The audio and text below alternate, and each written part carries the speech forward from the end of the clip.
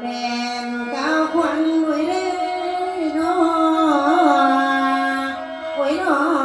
โอ้ยนา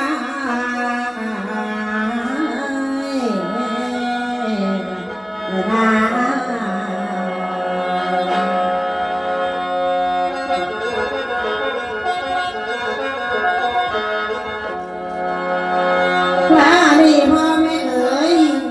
แม่เพิ่นว่าคนเฮานี่น้ำบ่มีสักสีดำบาทน้ำรวยเงินคำพุ่นกะพี่พี่กะน้องเพิ่นย่อย่องว่าแต่ลานระยะบ่มีคนข้างเฮือนข้างมันยากตั้งแต่ไปขอเขาบาดเพิ่นเหลียวเห็นเฮาไว้ตาสิมาเว้าและอยากจะไปเพื่อนเขาสิขอเขาเอ้